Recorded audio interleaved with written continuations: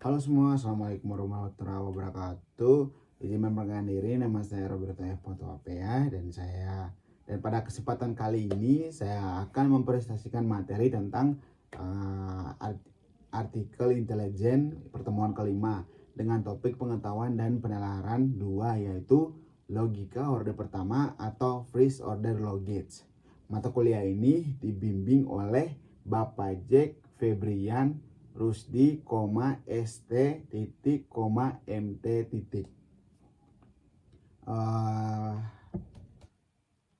Pada pertemuan kali ini kita akan membahas tujuan atau poin penting. Pertama, pengenalan logika orde lama. Nah, kedua, sistek dan sematik FOL yang mencakup model, simbol, quintifer, dan equality.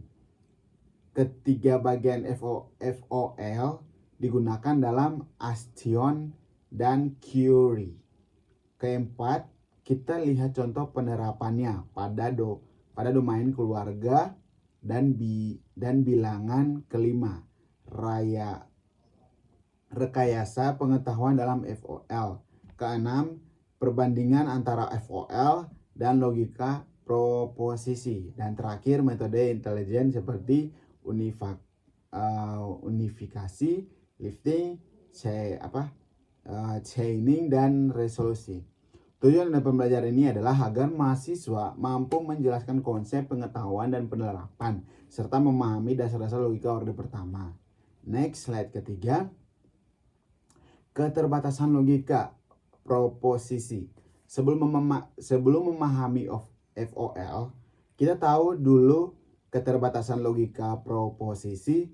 Logika proposisi hanya memandang dunia sebagai kumpulan fakta yang berniat benar atau salah. Contohnya, P1, Ari adalah dosen, dan P2, Jack adalah dosen. Masalahnya, logika proposisi tidak bisa membedakan siapa Ari dan siapa itu Jack, atau memahami bahwa keduanya termasuk dalam kelompok dosen. Selain itu, logika proposisi tidak bisa membuat pernyataan umum seperti semua dosen adalah pengajar.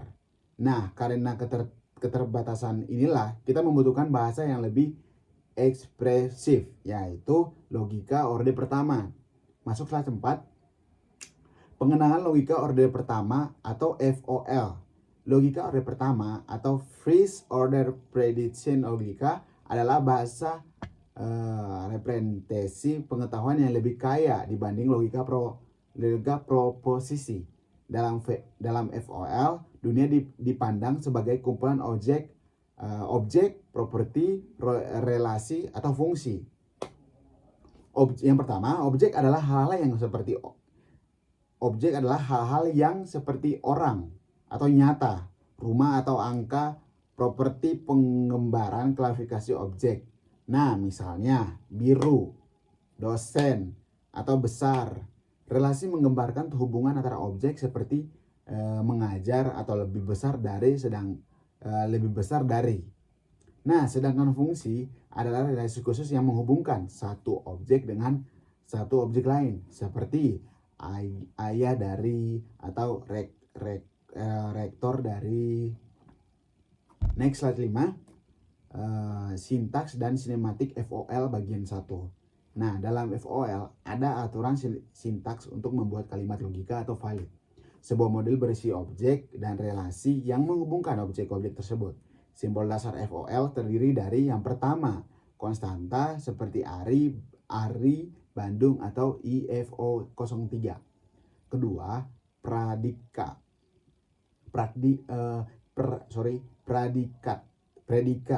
Nah, seperti dosen, mengajar, atau lokasi di. Nah, terakhir fungsi seperti ayah dari Arman. Sementara itu, istilah atau term adalah eksperimen yang menunjukkan ke objek tertentu, misalnya Ari atau ayah dari Arfad. Next, slide 6. Sintaks dan sematik FOL bagian 2. Nah, di sini kita bicara dalam kalimat dalam FOL. Bisa merupakan kalimat atopik atau kalimat kompleks. Kalimat atopik dibuat dari predikat atau istilah, seperti dosen, ARI, atau mengejar ARI, atau IF 030. Kalimat kompleks dibentuk dengan menggabungkan beberapa kalimat topik menggunakan operator logika atau dan lebih besar atau lebih kecil, tidak kurang atau tidak lebih dari. Contohnya, dosen ARI lebih mengajar atau ARI IF 030. Artinya ARI adalah dosen dan ARI mengajar mata kuliah IF 030. Next slide 7. Sintaks dan sinematik FOL bagian 3 atau QT-FAIR. Nah, di sini kita akan membahas keunggulan utama FOL adalah adanya Q-unfeeder atau kuantor. Ya, kuantor universal diambangkan dengan digunakan untuk menanyakan pertanyaan umum. Contoh AX, dosen X, teruskan kompleks X, artinya untuk semua X. Jika X adalah dosen, maka X itu komponen atau komponen. Quarter extension dibagikan dengan 3, menyatakan bahwa setidaknya ada satu objek yang memenuhi kondisi tersebut. Contoh EI mahasiswa Y mengambil Y IF 03, artinya adalah mahasiswa mengambil mata kuliah IF 030. Selain itu, tanda sama dengan digunakan untuk menyatakan dua istilah menunjukkan kedua objek yang sama. Slide 8. Penggunaan atau rekayasa pengulangan FUL. Dalam kecerdasan buatan, kita menggunakan FOL untuk membangun bisnis pengetahuan. Proses ini disebut rekayasa pengetahuan. Ada dua objek penting di sini. Pertama, TELL, yaitu menambahkan fakta dalam basis pengetahuan. Misal TELL KB dosen ARI atau TELL KB dosen X milih kita gelar X. Kedua, ASK, yaitu menyatakan sesuatu kepada sistem. Contohnya ASK KB dosen ARI, jawabannya ya, dan ASK KB memilih gelar ARI juga ya, karena hasil inferensi dari fakta sebelumnya. Contoh domainnya berupa hubungan keluarga, himpunan, bimbingan antara daftar data. Slide 9, inferensi logika order pertama. Tantangan utama dalam FOL adalah bagaimana menerapkan aturan umum pada fakta spesifik. Berbeda dengan logika proposisi yang hanya mengenai fakta, tetapi inferensi FOL harus menangani variabel atau kuator.